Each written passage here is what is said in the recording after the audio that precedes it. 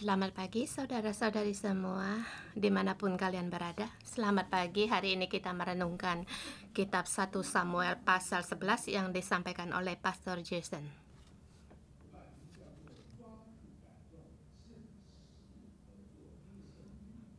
Dengan tema berpegang pada penerimaan karena Allah menyertaimu. Berpegang pada perasaan, sebab Allah menyertaimu. Ini yang seperti dikatakan oleh Samuel kepada Saul. Dan juga hari ini yang harus kita renungkan. Kita harus berpegang pada lakukan saja. Kita tahu kalau tanda-tanda terjadi padamu itu bukan datang dari kita, sebab itu datang dari Allah. Mungkin kita akan banyak sekali yang kita khawatirkan, kita takut, dan mungkin kita juga merasa takut, tetapi Allah sendiri dengan memberikan apa yang didapatkan oleh tanganmu, kemudian jalan, kalau kamu lakukan, maka jalan pun terbuka, bahkan terbuka dengan lebar, sebab Allah menyertaimu. Di pasal sebelumnya dikatakan,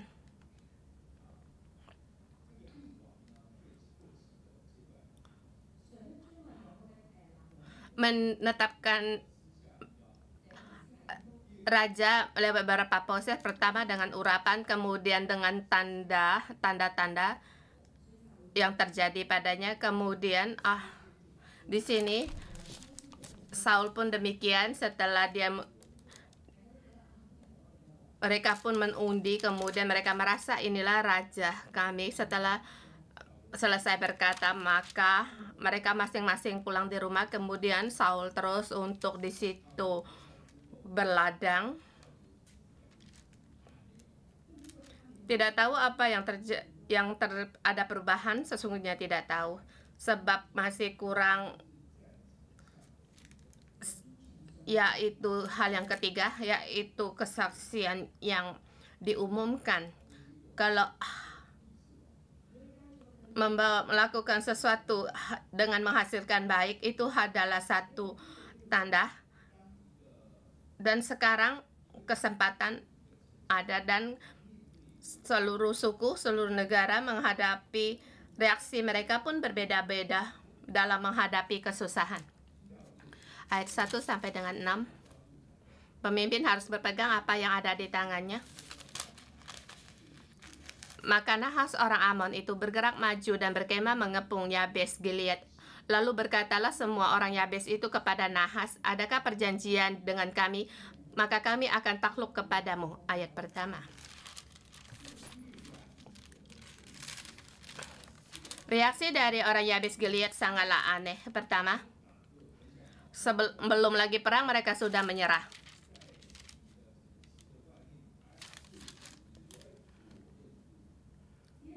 Hanya ada orang di kotamu telah bersiap untuk perang, tetapi kamu berkata, aku menyerah. Dan mengadakan perjanjian, kamu harus menjamin untuk melindungi kami.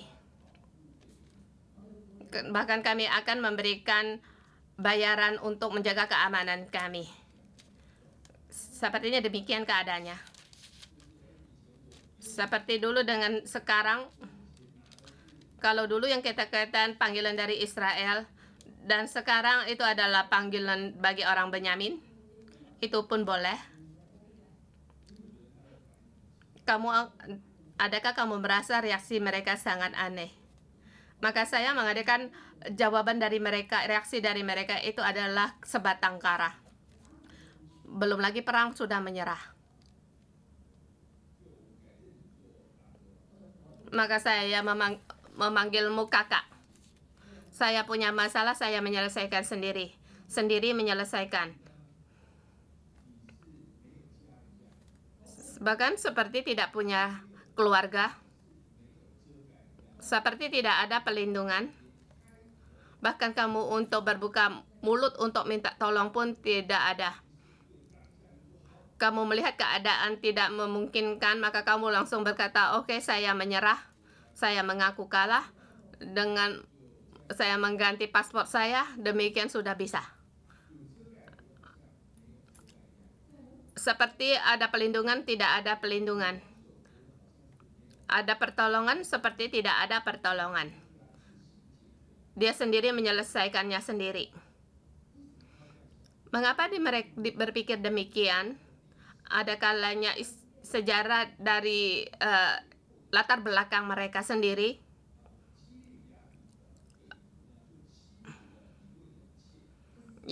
Yabes Gilead dikatakan mereka menindas orang Lewi, gundik orang Lewi. Maka orang Lewi sangat mahal sehingga seluruh kota mengadakan peperangan terhadap orang Yabes Gilead. Untuk menangkap orang Gibeah, para penjahat dari Gibeah. Tetapi orang Gibeah tidak menyerahkan mereka sehingga membuat suku Benyamin terputus dari 12 suku Israel.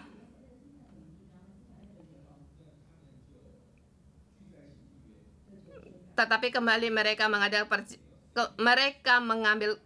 perjanjian. Kalau mereka yang tidak bersama kami untuk memerangi suku Benyamin, maka kami akan membunuh mereka. Setelah perang selesai, maka orang Gilead tidak berperang sehingga mereka membunuh semua para kaum laki-laki dan orang yang sudah bersuami, mereka bunuh semua. Jadi orang Yabes Gilead itu membawa satu luka dari sejarah atau sejarah yang memalukan ada pada mereka. Pada waktu itu berperang, aku tidak datang menolong. Sekarang kaum laki-laki pun berkurang. Dan sekarang saya pun tidak enak untuk membuka mulut untuk minta tolong pada orang Israel. Dan langsung mengangkat tangan untuk menyerah. Ini pikiran dari Yabes dan Gilead. Tapi bagaimana reaksi dari orang Amun sangatlah spesial dan mereka berkata di ayat kedua, tetapi Nahas orang Amon itu berkata kepada mereka dengan syarat inilah aku akan mengadakan perjanjian dengan kamu bahwa tiap mata kananmu akan kucungkil, dengan demikian aku mendatangkan malu kepada segenap orang Israel.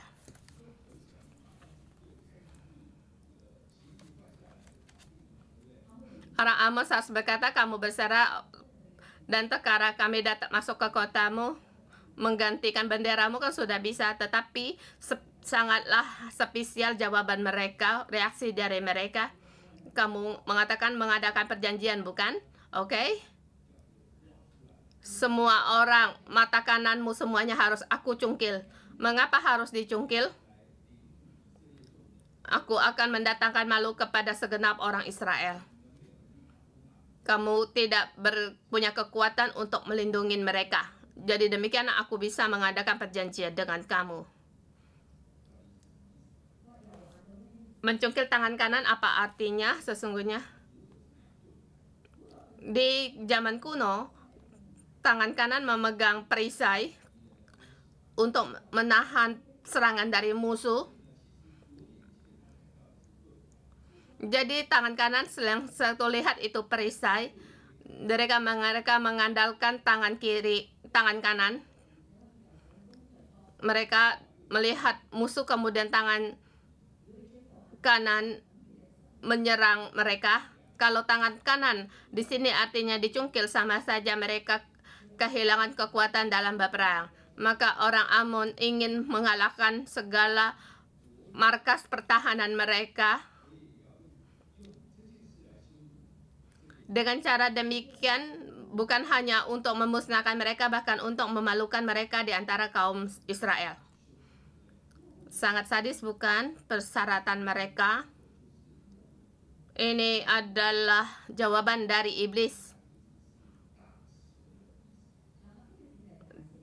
Dengan syarat. Ini juga berkaitan dengan iblis.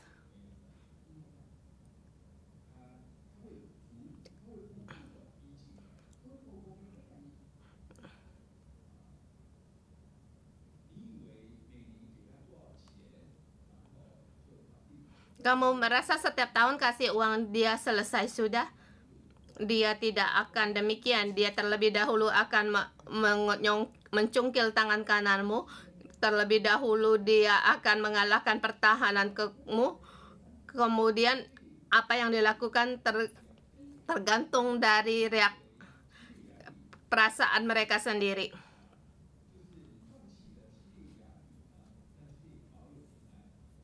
Kamu menyerahkan orang Gilead Yabes, apakah akan kehilangan peramanan? Sesungguhnya tidak. Mereka setelah menduduki Yabes Gilead, mereka akan menyerang negara kota yang lain. Mereka seperti setan yang tidak akan puas-puasnya untuk menyerang orang. Kamu mengira seperti anakmu sakit, kamu berkata kamu tidak melayani lagi. Sesungguhnya apakah kamu suka, setan suka kamu melayani? Sesungguhnya tidak. Sebab setan tidak puas-puasnya untuk menyerang orang. Kamu mengira apakah kamu mengaku kalah, kamu mendapatkan aman? Tidaklah mungkin. Pada saat penjahat datang, mereka datang untuk membunuh, untuk membinasakan. Dia tidak membunuh, bagaimana bisa membuktikan kalau dia adalah penjahat? Ini pikiran dari orang Amun. Kamu menyerah, aku akan mencungkil tangan mata ke kananmu.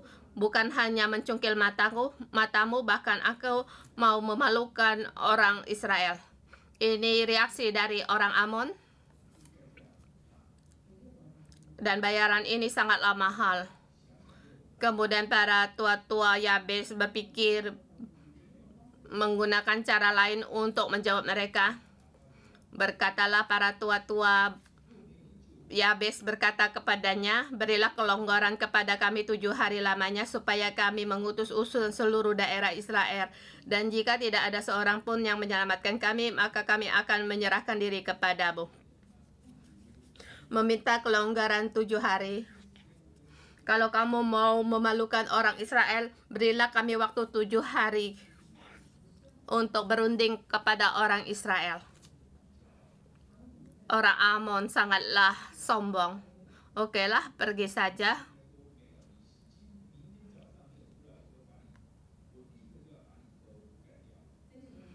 Orang yang Norman, baiklah, kalau kamu besok tidak keluar, maka kamu akan membunuhmu.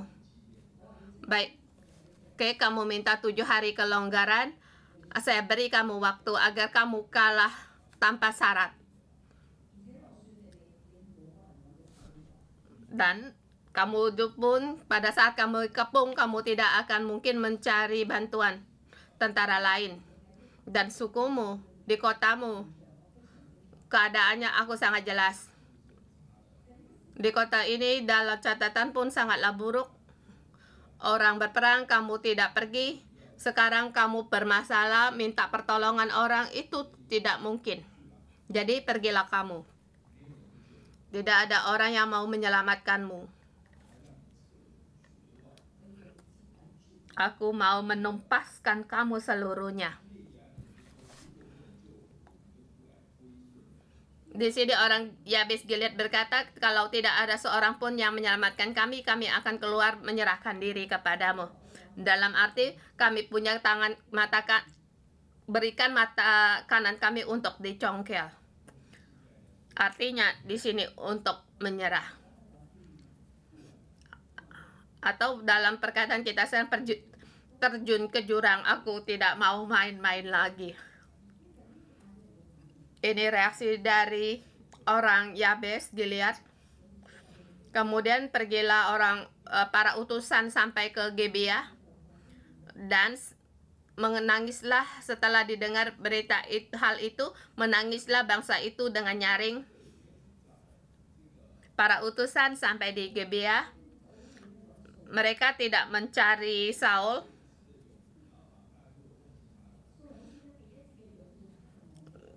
Sepertinya mereka melupakan Saul di antara kumpulan. Dengan perkataan sesungguhnya pergilah kamu untuk menyampaikan kabar ini kepada Gebea Saul. Tetapi mereka tidak melakukan, malah berkata kepada bangsa di Gebea itu. Sendiri tidak punya pelindungan, maka orang lain pun tidak mau melindungi. Boleh dikatakan, adakah orang lain untuk menolong?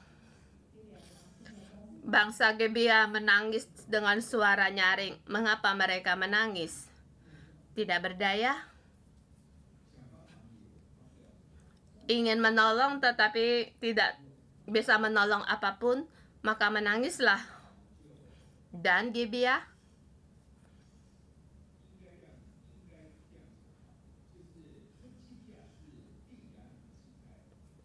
adalah dari suku Benyamin.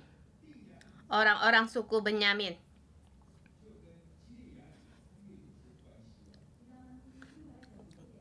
Suku Benyamin dengan Gebea ada hubungan. Di kitab Hakim-Hakim hanya tinggal 600 laki-laki Benyamin dan para perempuan pun dibunuh. Akhirnya persetujuan mereka untuk membunuh orang seluruh Benyamin dan para gadis perawan pun diberikan kepada orang Benyamin. Jadi mereka ada hubungan keturunan darah. Jadi hubungan Benyamin dan Gebea ada hubungan. Dan sekarang mereka mau dicongkel tangan mata kanannya. Mereka tidak tahu apa yang harus dilakukan, hanya bisa menangis. Ini keadaan malapetaka di masa itu. Jadi pada saat kita menghadapi kesusahan, kamu mempunyai berbeda reaksi. Kebanyakan orang akan menangis. Dan pada saat itu kita melihat bagaimana reaksi dari Saul. Di ayat ke-6. Ketika Saul mendengar kabar itu, maka berkuasalah roh Allah atas dia. Maka menyala-nyalalah amarahnya dengan sangat. Semua orang menangis, dia marah di situ, marah. Artinya kurang. Roh Allah di situ berkuasa atas dia dan menggerakkan dia. Maka dia merasa haruslah kita bangkit untuk melakukan sesuatu. Semua orang harus tahu. Kita pun akan ada gerakan. Tetapi ada kalanya kita memadamkan jamaah dari Roh Kudus, atau apa yang dilakukan oleh Roh Kudus.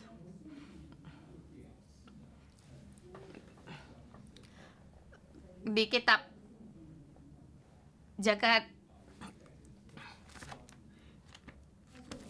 di sini juga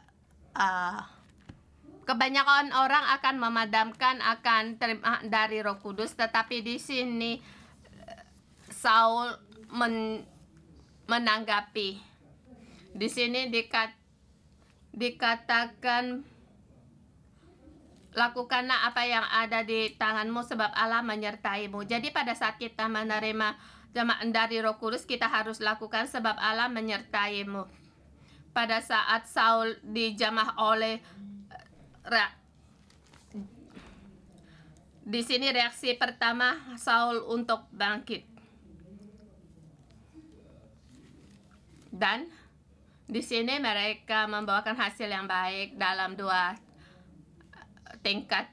Ayat 7, ayat 11 dikatakan kebangkitan di zaman hakim-hakim dari generasi ke generasi, dan kebangkitan di sini ada ketiga berlapis. Pertama, kebangkitan rohani bagi orang Gebiah. Sebelumnya Gebiah mereka punya orang penjahat-penjahat di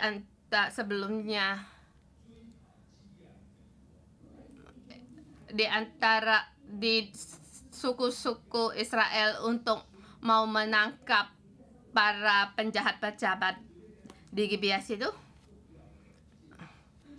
Ini satu dalam sejarah yang sangat penting. Kamu orang dari mana? Kamu termasuk suku orang mana? Oh, Gibeah. Penjahat-penjahat itu apakah ada hubungan saudara dengan kamu? Mengapa kamu berbuat demikian? Dan perkara ini bisa diteruskan sampai ratusan tahun, dan orang Gebiah pun merasa malu sampai sekarang. Gebiah bagi seorang pemimpin yaitu Saul, dia untuk bangkit menolong orang Yabes Gilead yang membawa perubahan bagi orang Gibeah, dan juga membawa kesembuhan bagi mereka. Dulu aku tidak turun tangan untuk menolong, melihat dan tidak mau menolong, dan akhirnya aku diselesaikan. Rupanya suku ini dia tetap untuk mau menolong saya dan mengasihi aku, dan dia demi aku dalam menghadapi bahaya dengan tidak peduli akan bahaya untuk menolong saya, dan ini membuatkan satu kesembuhan yang besar. Maka aku tidak perlu untuk menyerah. Aku tidak perlu mencari orang. Kalau tidak menemukan seseorang yang menyelamatkan untuk dicongkel mata kanannya. Jadi Saul terus mengumpulkan orang-orang di tempat itu untuk siap berperang. Ditulis di sini perang pertama di kitab Hakim-Hakim di ayat pasal 11. Dan kemenangan ini juga dicatat di dalam kitab zaman Hakim-Hakim.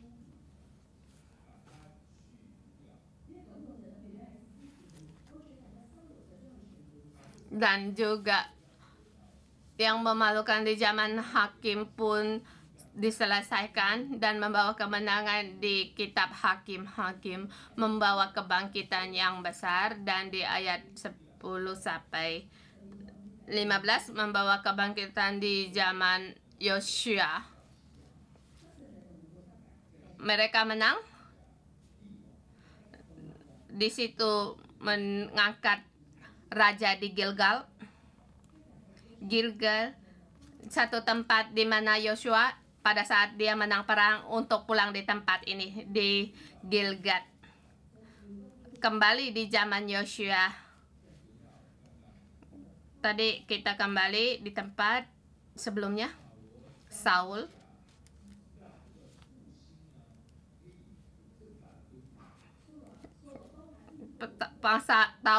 Masa itu tahukah dia pemulihan kemenangan di kebangkitan di masa itu? Saya yakin dia tidak banyak pikir. Dia terus merespon sebab Allah menyertai dia sampai di zaman Hakim-Hakim kebangkitan. Kembali sampai pada di zaman Hakim-Hakim dan di zaman Yosua. Tetapi dia tidak banyak melihat perkara di situ. Jadi apa yang dilakukan itu sesuai dengan apa yang jamah oleh dalam hatinya.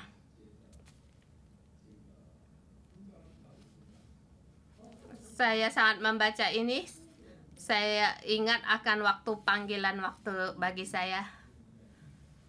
Di setiap kali kita mengikuti KKR, ada kalanya kita tidak serius untuk mendengar, tetapi pada akhirnya pada saat pengkhotbah memanggil untuk full time untuk melayani Tuhan, maka kamu akan menangis dan berkata siapa yang mau merespon untuk maju di depan. Dan setiap kali saya langsung maju ke depan.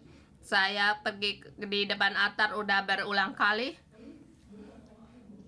Saya sampai ingin berkata udah jangan diungkapkan lagi, tapi setiap kali ada panggilan saya pun nangis dan terus setiap kali keluar. Jadi apa yang harus dilakukan?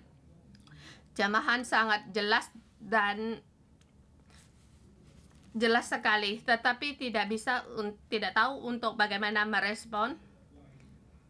Pada waktu itu di pikiran banyak yang menyeleweng. Benar, saya harus melayani setiap hari, saya jelas, tetapi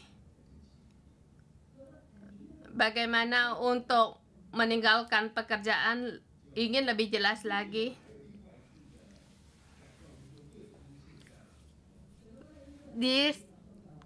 Di zaman kedua, saya merasa ya benar saatnya untuk berhenti bekerja untuk menjawab panggilan, tetapi tidak saya lakukan. Sampai akhirnya suatu hari Tuhan sudah tidak sabaran. Pada suatu hari di kebaktian, ada pendeta di Taiwan. Di situ pengkhotbah Pastor Yutlan, yaitu sekarang Pastor Dobra yang berdoa untuk kami, berdoa untuk seluruh di jemaat di gereja. Waktu itu juga jemaatnya tidak banyak dan itu termasuk saya salah satunya. Dan waktu dia berdoa, apa yang dikatakan oleh Pastor Deborah itu sangat jelas. Ya, sekarang kamu berhenti bekerja. Iya, rupanya demikian. Baik, saya berhenti bekerja. Seminggu kemudian saya memberikan surat untuk berhenti bekerja, karena kalau langsung berhenti bekerja, saya berpikir menjadi 3 bulan menjadi rekan sekolah Pastor Joshua dan mengenal dia.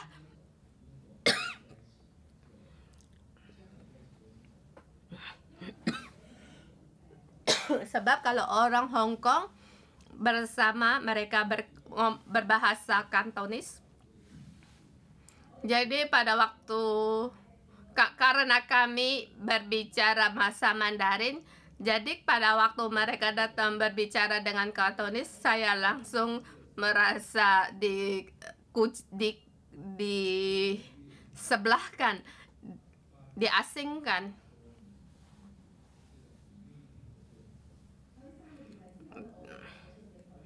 Kemudian Pastor, dengan ini saya memberi surat kepada Pastor Joshua, maukah kamu menerima saya sebagai staf gereja?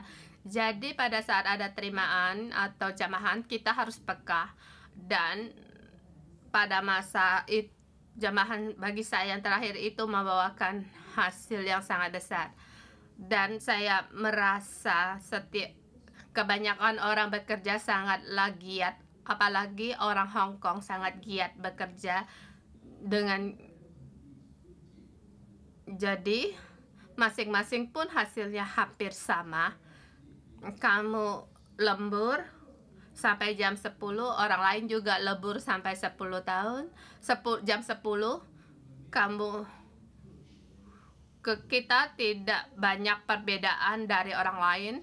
Jadi hasil kita dengan orang lain pun tidak banyak berbeda. kita hidup di dalam generasi yang besar, tetapi Roh Kudus bisa menjamah kita. Dan jamahan ini waktu dia datang, kamu sangat jelas.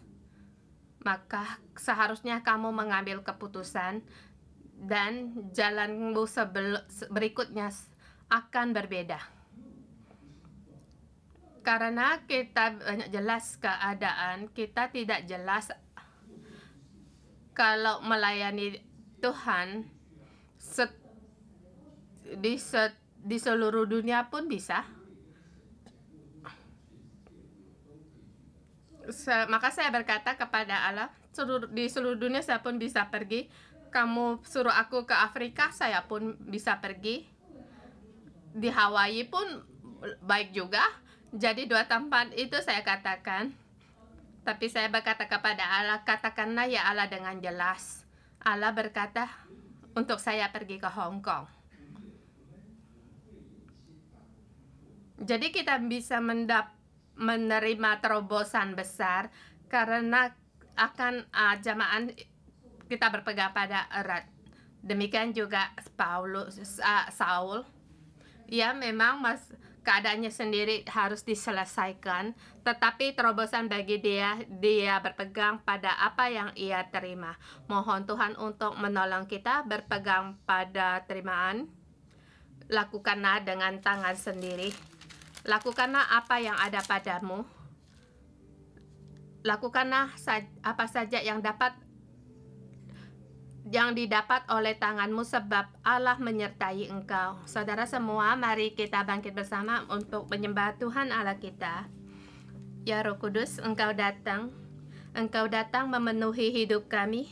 Kami menerima Engkau lebih banyak lagi agar kami mendengar suaramu, agar kami bisa merasakan Engkau. Roh Kudus, bimbinglah kami. Ya Roh Kudus, datanglah penuhiku.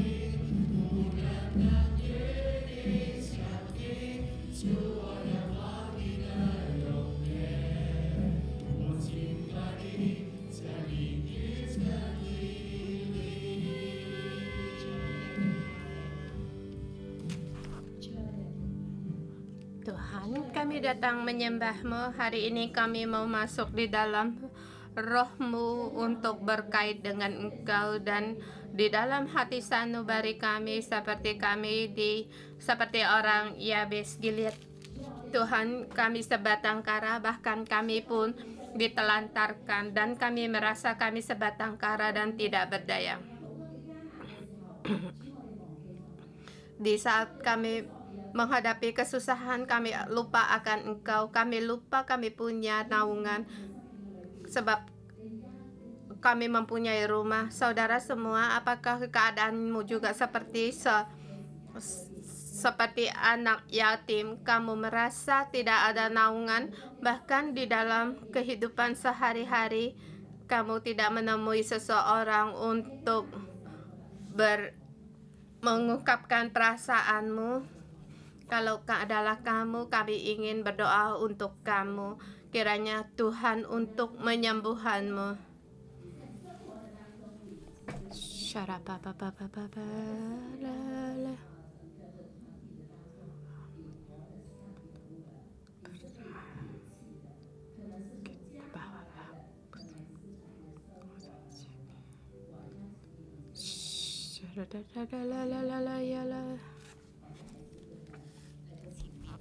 Di hari ini di altar ada yang melayani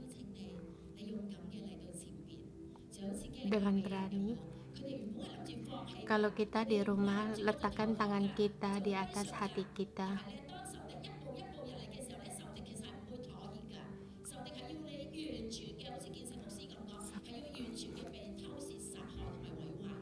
Musuh memang tidak ingin kita untuk mendapatkan kemenangan.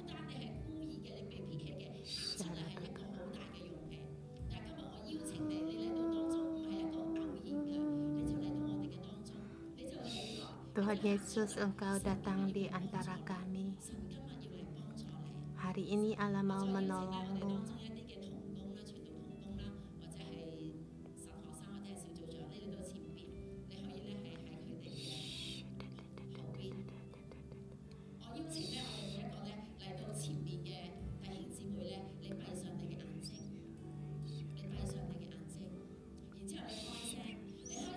Kita beritahu Tuhan bagaimana keadaanmu.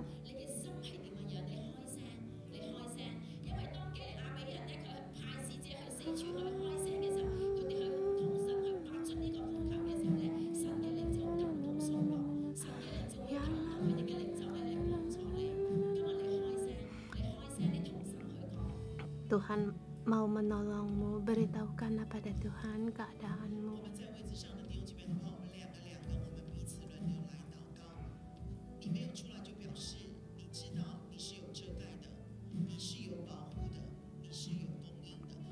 Kamu harus perlu tahu bahwa kamu ada perlindungan, perlu naungan.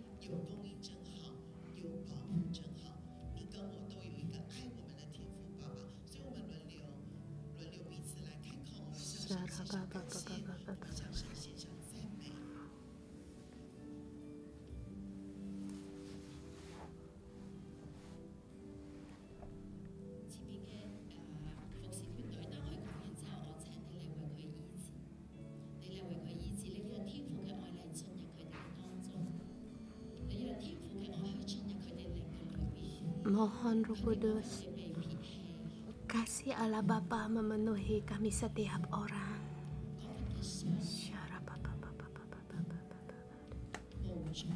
Oh Tuhan, sembuhkanlah kami, sembuhkanlah luka-luka kami.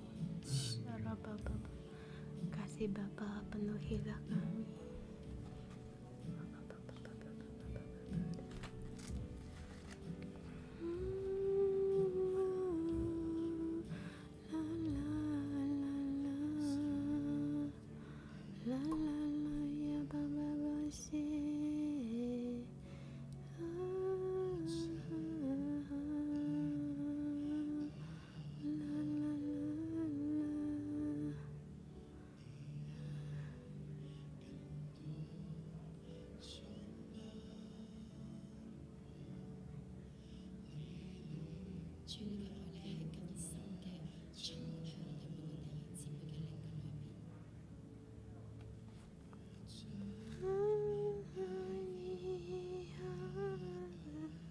Tuhan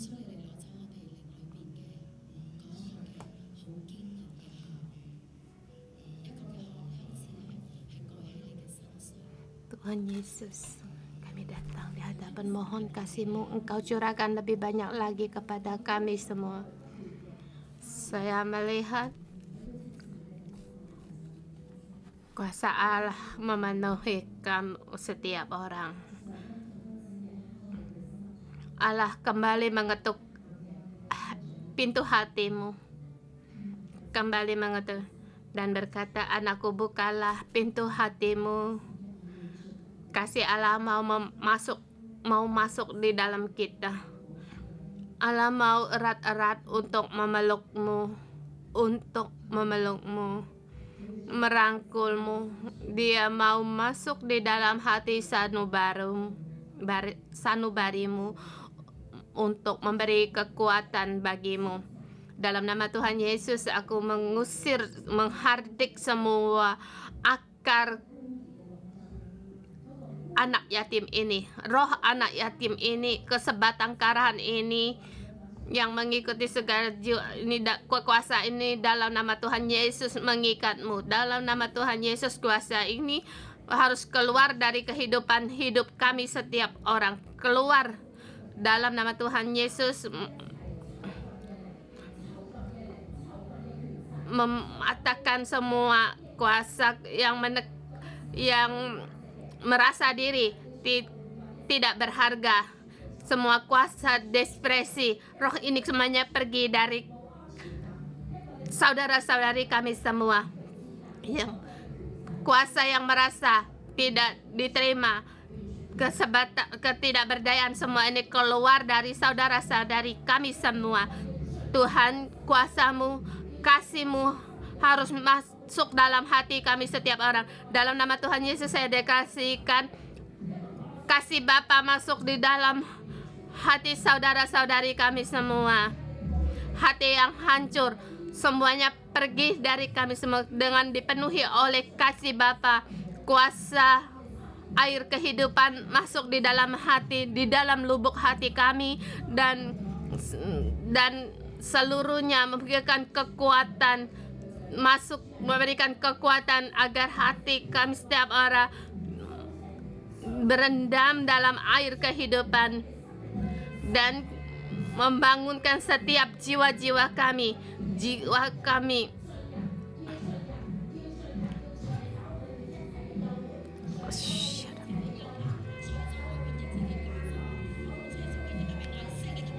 Dalam nama Tuhan Yesus,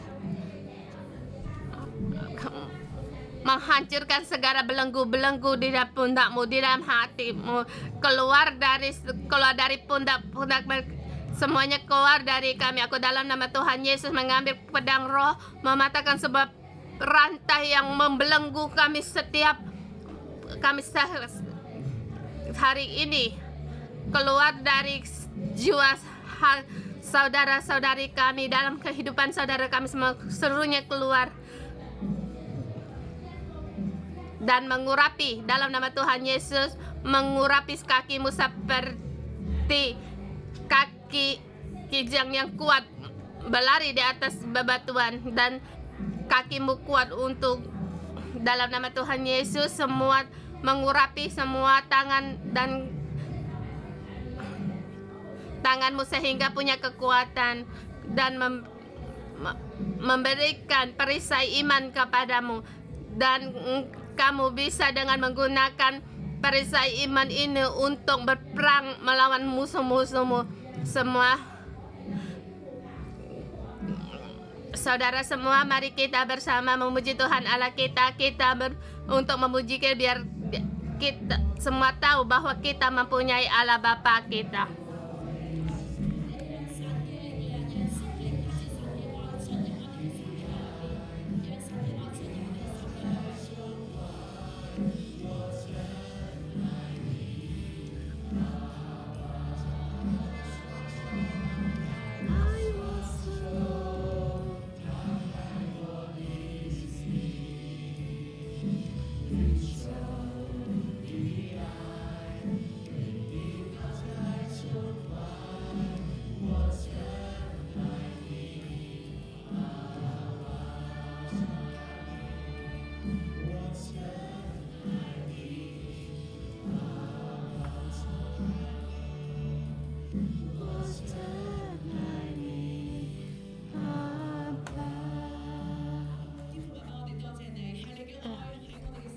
Allah Bapa, kami berterima kasih, bersyukur kepadamu sebab kasih-Mu memenuhi hati kami. Dengan kasih-Mu sehingga kami menjadi kuat, sehingga kami tahu kami punya Allah Bapa. Setiap yang kami tahu kami mempunyai perlindungan.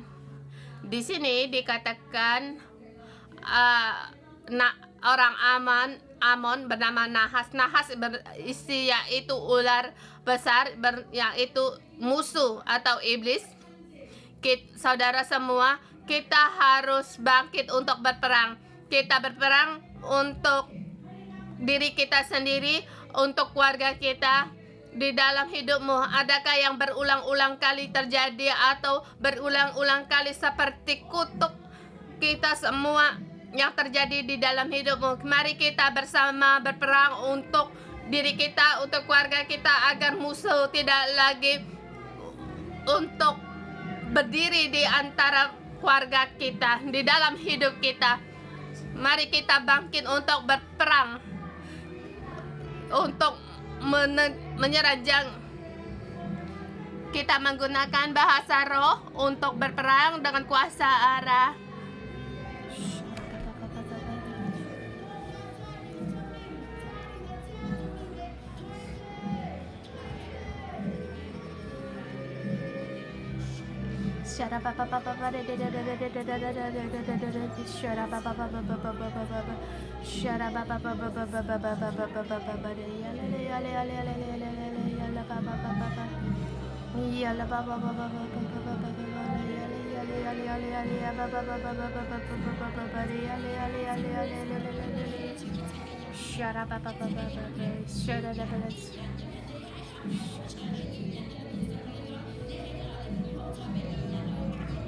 Kamu jangan lagi tertekan oleh menjadi pecandu rokok. Dalam kuasa Tuhan, usir suara kuasa kecanduan ini di dalam hidupmu.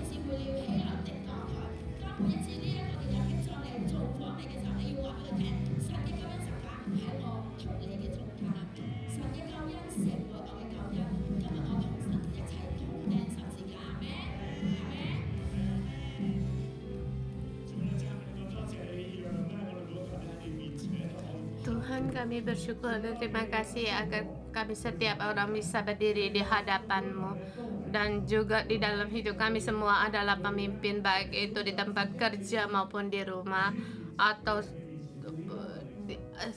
bagi dimanapun kami berada. Tuhan mengurapi-Mu. Demikian sebagaimana Allah mengurapi Saul, demikian juga Allah mengurapi kita. Saudara semua, mari kita berdoa agar kepekaan kita terhadap Roh Kudus, dan juga pada saat bisikan Roh Kudus pada kita segera mengerjakannya. Dan kita mari berdoa untuk kepekaan kita kepada Roh Kudus.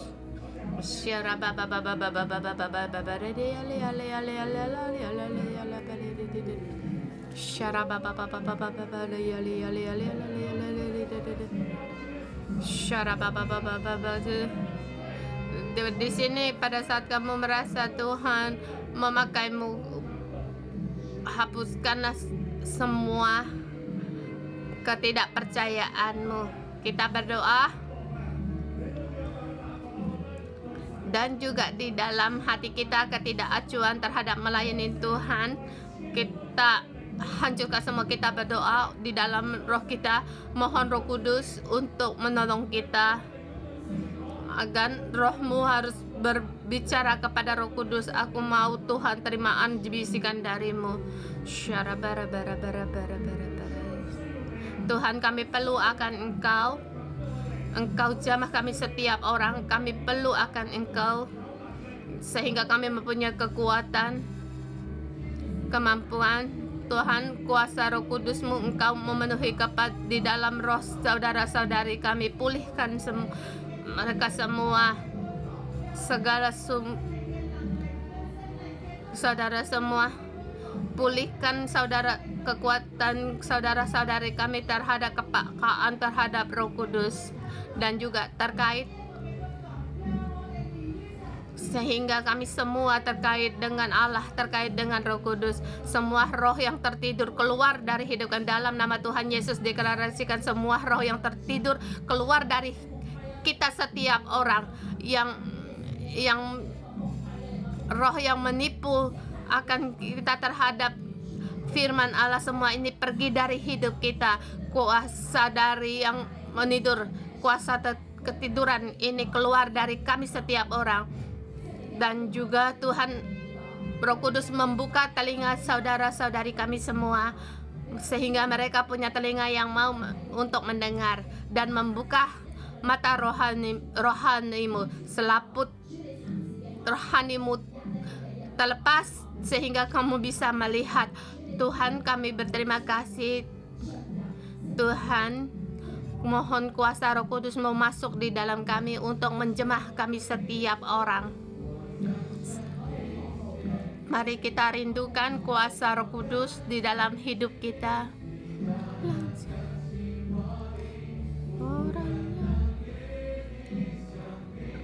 Penuhilah aku. 敬拜你，让你圣洁，我就知一切给你。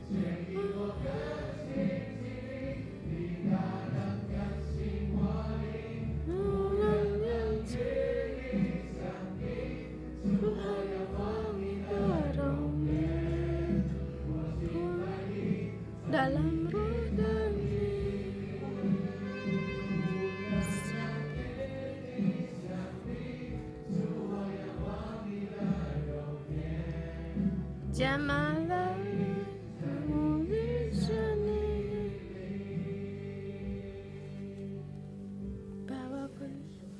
Mari kita bersama terima berkat. Tuhan Yesus, aku datang di hadapan-Mu sebagai status sebagai nabi untuk memberkati saudara-saudari kami dimanapun mereka berada. Yebes Gilead, artinya tanah yang dipenuhi dengan perampok penjahat. Aku dalam nama Tuhan Yesus dipenuhi oleh kuasa dari air kehidupan.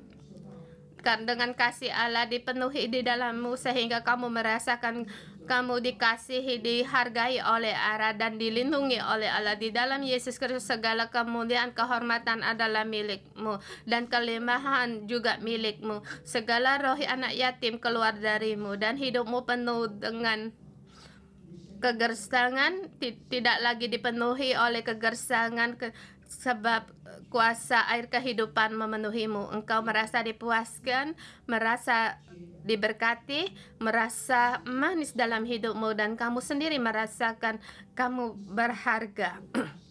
Kamu punya sandaran, kamu dilindungi.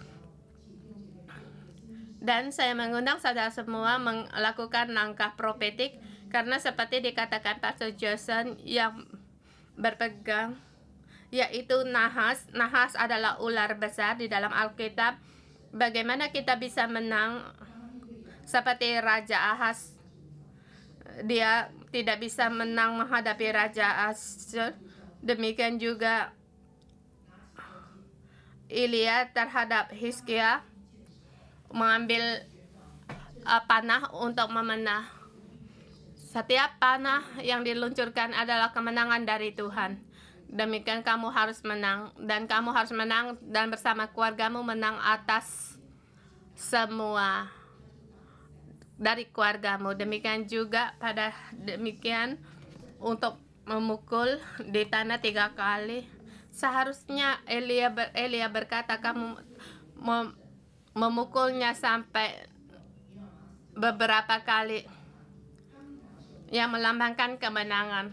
Pada saat kita mengambil langkah, pada saat kamu memukul ke tanah, yaitu memukul musuh-musuh dalam hidupmu. Mungkin karena kamu berbicara atau kamu ditindas atau segala, kamu pikirkan apa musuhmu atau kutuk dalam keluargamu. Mungkin kamu berkata, orang yang menghalangimu percaya Tuhan, kamu patahkan kuasa ini. Kamu deklarasikan dalam nama Tuhan Yesus, pada kemenangan Tuhan, keluarga saya pasti menang. Kita pukul berulang kali 7 kali sampai membawa kemenangan, 7 kali membawa kesempurnaan, agar segala musuh di dalam keluarga dan keturunan saya seluruhnya diruntuhkan, dan kita mendapatkan kemenangan besar. Dan saudara semua, mari kini di dalam kamu atau di dalam keluargamu, apa musuh besarmu? Waktu saya mengatakan panah kemenangan Tuhan, kita bersama kita luncurkan panah ini. Kamu baik itu perorangan atau musuh aku, dalam nama Tuhan Yesus dikatakan pada saat panah diluncurkan, yaitu panah kemenangan Tuhan, lepaskan. Tuhan pasti membawakan kemenangan bagimu. Dan mengawal satu panah, kamu mulai pikirkan di dalam hidupmu, di dalam pikiran, dalam nama Tuhan Yesus yang menghalangmu, pukulkan musuh-musuh di dalam hidupmu, dalam keturunan dari pukul 3 kali, ke 4 kali, ke 5 kali, ke 6 kali, ke 7 kali, kemenangan besar. Mari kita bangkit bersama, kita bersyukur kepada Tuhan Allah kita, sebab Dia memberikan kemenangan bagi kita, bahkan Dia menang untuk selamanya. Tuhan Yesus, kami bersyukur dan terima kasih Engkau memberikan kemenangan di dalam hidup saya. Dalam nama Tuhan Yesus aku mendeklarasikan, memberkati saudara-saudari semua. Pada saat saya memberkati mereka, sahabat, dan langkah profetik ini dalam nama Tuhan Yesus memberkatimu. Ingat kamu apa yang kamu luncurkan panah hari ini, dan yang kamu pukul di lantai dia. Dia bukan tanah, tetapi yaitu kuasa kegelapan dari kamu dan dari keturunanmu, dari generasi ke generasi. Yesus adalah sandaranmu dan membawa kemenangan besarmu, sebab Allah yang kamu percaya, Tuhan, Dia Allah yang berperang. Dia akan berperang bagimu dan keturunanmu, dan segala dalam nama Tuhan Yesus memberkatimu. Allahmu Allah kemenangan. Demikian juga kamu akan menang. Aku dalam nama Tuhan Yesus mendeklarasikan di dalam masa hidupmu, semua yang menyerangmu, menyerang keluargamu, menyerangi dari generasi ke kuasa ini seluruhnya runtuh. Sebab kamu adalah pemenang. Sebab Allah yang memberikan kemenangan bagimu. Dalam nama Tuhan Yesus aku memberkatimu. Tuhan memberikan roh pembeda dari hidupmu, dalam memberkati saudaramu dimanapun kalian berada. Kamu mendapatkan karunia perbedaan roh, dan rohmu bisa peka di dalam keadaan pada saat roh Allah menjamahmu. Kamu tahu bagaimana merespon dan tidak ragu-ragu. Pada saat kamu merespon, maka kamu akan melihat mujizat besar dalam hidupmu. Dalam nama Tuhan Yesus aku memberkatimu. Hidupmu mempengaruhi seluruh generasi, mempengaruhi generasi sekarang. Dalam nama Tuhan Yesus memberkatimu. Amin. Kita renungan pagi sampai di sini. Tuhan Yesus memberkati.